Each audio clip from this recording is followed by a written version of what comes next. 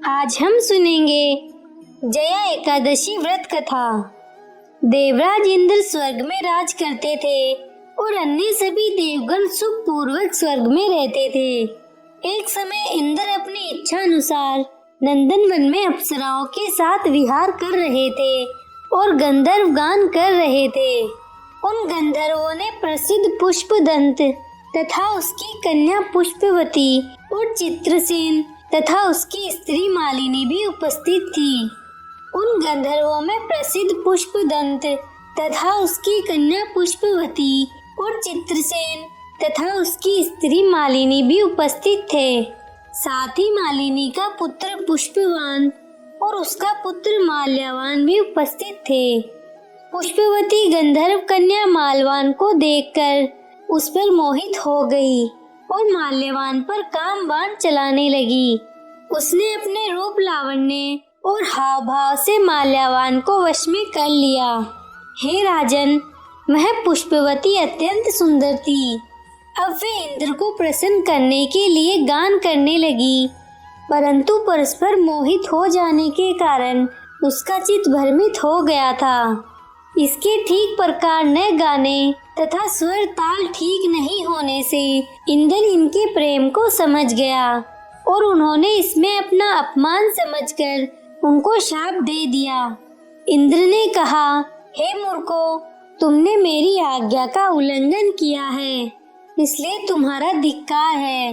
अब तुम दोनों स्त्री पुरुष के रूप में मृत्यु लोक में जाकर पिशाच रूप धारण करो और अपने कर्म का फल भोगो। इंद्र का ऐसा शाप सुनकर वे अत्यंत दुखी हुए और हिमालय पर्वत पर दुख पूर्वक अपना जीवन व्यतीत करने लगे। उन्हें गंध रस तथा स्पर्श आदि का कुछ भी ज्ञान नहीं था। वहाँ उनको महान दुख मिल रहे थे। उन्हें एक क्षण के लिए भी निद्रा नहीं आती थी। उस जगह अत्यंत शीत था, इससे उनके रोंगटे खड़े रहते और मारे शीत के दांत बसते रहते। एक दिन पिशाच ने अपनी स्त्री से कहा कि पिछले जन्म में हमने ऐसे कौन से पाप किए थे जिससे हमको यह दुखदायी पिशाच योनि प्राप्त हुई। इस पिशाच योनि से तो नरक के दुख सहना ही उत्तम है, अतः हमें अब किसी प्रकार का पाप नहीं करना चाहिए। इस प्रकार विचार करते हुए वे अपने दिन व्यतीत कर रहे थे। देवी योग से तभी माघ मास में शुक्ल पक्षमी की जया नामक एकादशी आई। उस दिन उन्होंने कुछ भी भोजन नहीं किया और न कोई पाप कर्म किए, केवल फल फूल खाकर ही दिन व्यतीत किया और सायंकाल के समय महान दुख से पीपल के वृक्ष के नीचे बैठ गए। उस समय सूर्य भगवान अस्त हो रहे थे।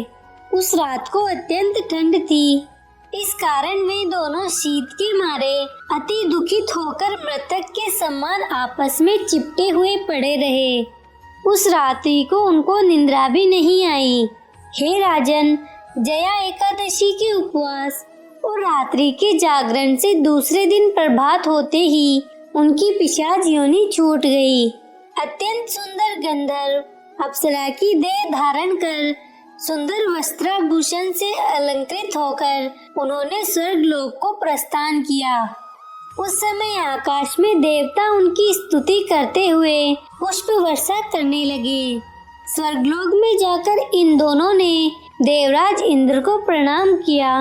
इंद्र इनको पहले रूप में देखकर अत्यंत आश्चर्यचकित हुआ और पूछने लगा कि तुमने अपनी पिशाच योनि से किस तरह छुटकारा पाया, सो सब बतलाओ। माल्यावन बोले कि हे देवेंद्र, भगवान विष्णु की कृपा और जया एकादशी के व्रत के प्रभाव से ही हमारी पिशाच देह छूटी है। तब इंद्र बोले कि हे माल्यावान, भगवान की कृपा और एकादशी का व्रत करने से न केवल तुम्हारी पिशाच योनि छूट गई, वरन हम लोगों के भी वंदनीय हो गए, क्योंकि विष्णु और शिव के भक्त हम लोगों के वंदनीय हैं, अतः आप धन्य हैं। अब आप पुष्पवती के साथ जाकर विहार करो। श्री कृष्ण कहने लगे कि हे राजा युधिष्ठिर, इस जया एकादशी के व्रत से बुरी योनि छूट जाती है जिस मनुष्य ने इस एकादशी का व्रत किया है उसने मानो सब यज्ञ, जप, दान आदि कर लिए। जो मनुष्य एकादशी का व्रत करते हैं वे अवश्य ही 1000 वर्ष तक स्वर्ग में वास करते हैं। आपको ये कथा कैसी लगी नीचे कमेंट करके जरूर बताइएगा। अगर आपको कथा पसंद आई हो तो वीडियो को लाइक करें और ऐसी ही कथाएं सुनने के लिए हमारे YouTube चैनल को सब्सक्राइब करें। धन्यवाद।